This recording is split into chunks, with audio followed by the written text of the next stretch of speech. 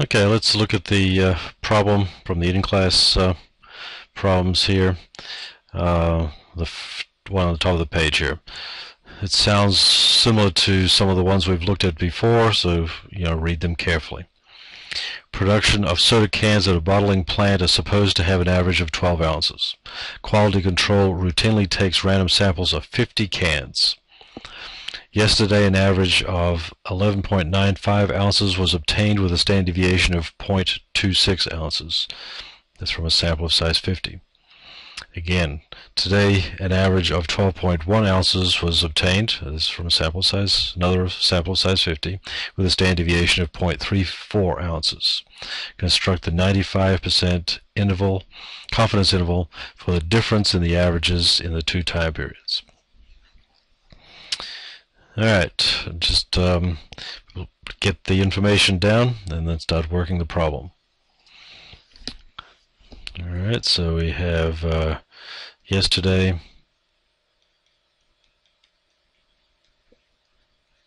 which we'll call 1, and today, call 2. We have samples of size 50 from both days. Alright, yesterday an average of 11.95 ounces. Alright, that comes from the sample.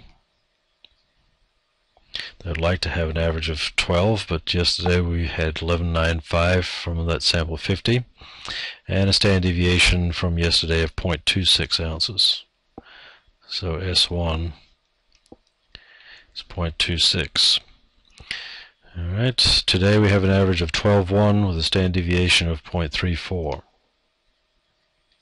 So X bar 2 is 12.1 and S2 is 0.34, and these are all in ounces. And we want a 95% confidence interval for the true difference. If everything is going according to plan, of course, the true difference will be 0.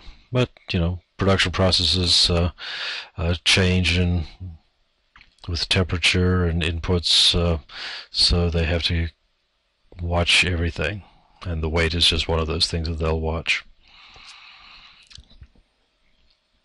Alright, so if you haven't thought about confidence intervals for a while, we're trying to find the middle 95% in a sense. We're trying to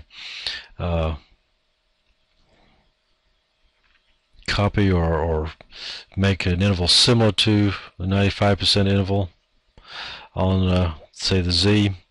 Alright, and to do that we'll have 95% in the middle. The whole distribution has an area underneath it of 100% or 1, so we'll have an area in the tails of 5%.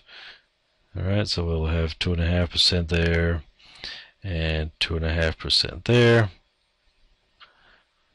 Not that that matters a whole lot. What matters more, of course, is that half of 95% is 47.5%, because it's that value that we'll go to our tables and look for. Alright, so we go through our normal distribution table, look for 0.475.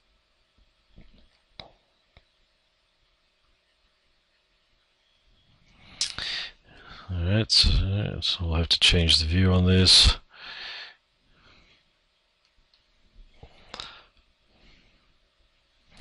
Alright, 0.475. Alright, it's here.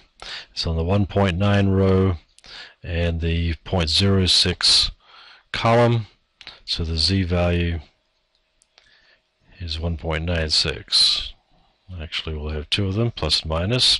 So we have our interval. Alright, so that's our Z value. So the Z that gives us a total of 95% in the middle is plus and minus 1.9 Z.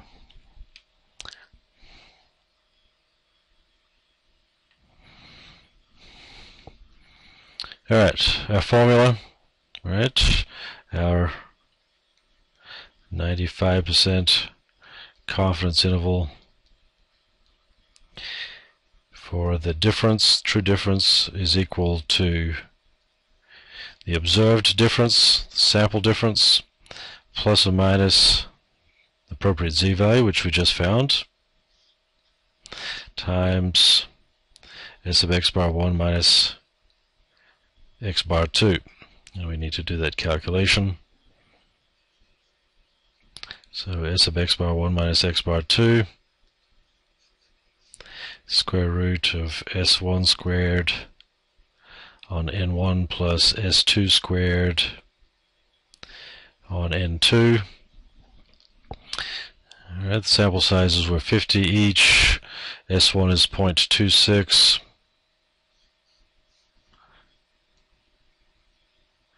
Squared divided by 50 plus S2, 0.34 squared divided by 50.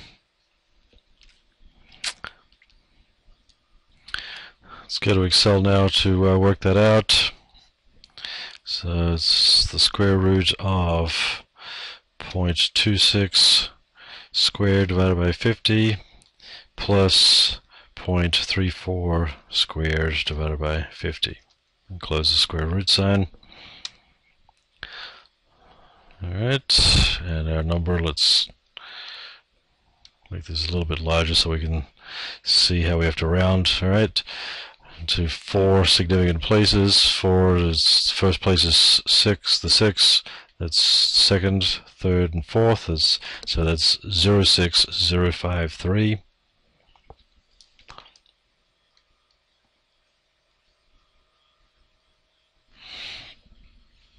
Okay, and we're just about ready to do our calculations. So our 95% confidence interval is equal to the observed difference, the 11.95 minus the 12.1.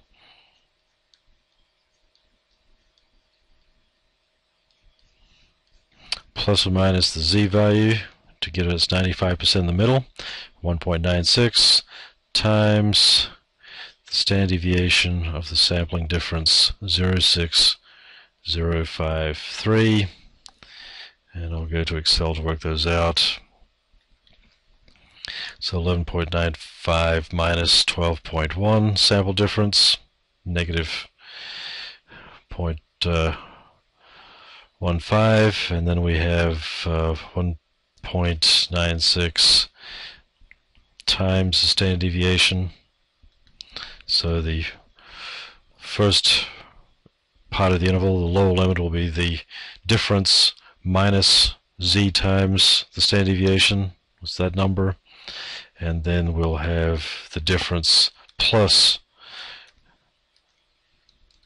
it's alright, we already calculated this, that z times the standard deviation. Alright, so we have two limits, negative 2686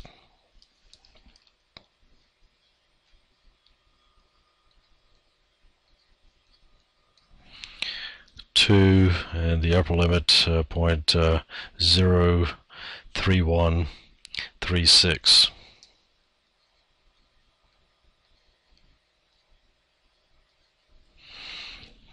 Alright, so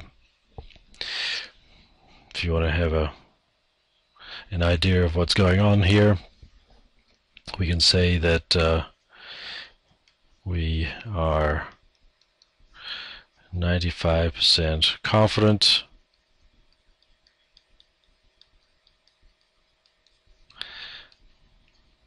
that the true difference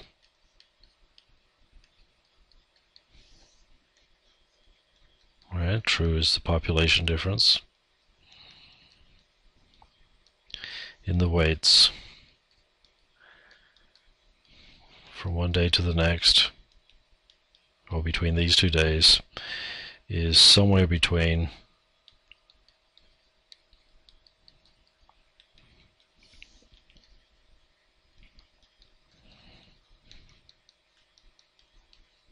those two numbers, right? Point negative 2686 and negative 0.3136 ounces. All right, somewhere between. So this is the confidence interval that we're asked to calculate, but if you want to have some idea of what that means, the statement below will tell you that. Okay, and somewhere in 215 we will look at something very similar to this confidence interval and say, well, guess what?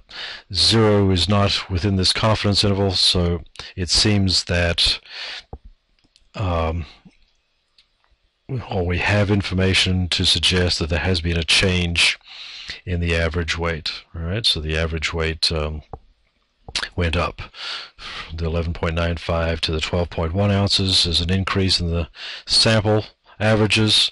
That suggests that an increase in the true averages has occurred.